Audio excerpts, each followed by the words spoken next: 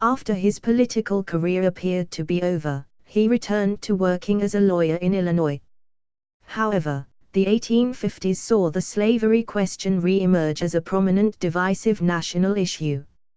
Lincoln abhorred slavery and from a political perspective wished to prevent slavery being extended and ultimately be phased out. He gave influential speeches, which drew on the Declaration of Independence to prove the Founding Fathers had intended to stop the spread of slavery.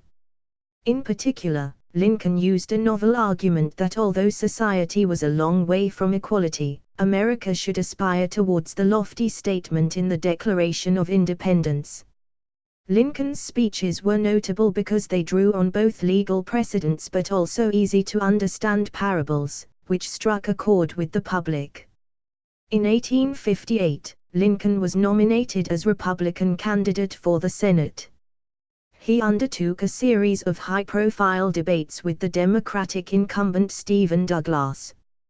Douglas was in favor of allowing the extension of slavery if citizens voted for it. Lincoln opposed the extension of slavery. During this campaign, he gave one of his best-remembered speeches, which reflected on the divisive nature of America. In this House-divided speech, Lincoln gave a prophetic utterance to the potential for slavery to divide the nation. Although he lost this 1858 Senate election, his debating skills and oratory caused him to become well known within the Republican Party. On February 27, 1860, Lincoln was also invited to give a notable address at Cooper Union in New York. The East Coast was relatively new territory for Lincoln. Many in the audience thought his appearance awkward and even ugly, but his calls for moral clarity over the wrongness of slavery struck a chord with his East Coast audience. Abraham Lincoln, Gettysburg Address November 19, 1863.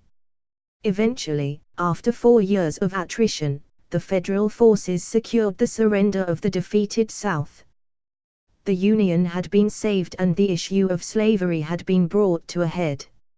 After the Civil War. In the aftermath of the Civil War, Lincoln sought to reunite the country, offering a generous settlement to the South. When asked how to deal with the Southern states, Lincoln replied, "Let 'em up easy." Lincoln was opposed by more radical factions who wanted greater activism in the South to ensure civil rights for freed slaves. On January 31, 1865, Lincoln helped pass through Congress a bill to outlaw slavery. The 13th Amendment to the United States Constitution was officially signed into law on December 6, 1865. Some Northern abolitionists and Republicans wanted Lincoln to go further and implement full racial equality on issues of education and voting rights. Lincoln was unwilling to do this. It was a minority political view for the time. Frederick Douglass, a leading black activist, who had escaped from slavery, didn't always agree with the policies of Lincoln, but after meeting Lincoln, he said enthusiastically of the president,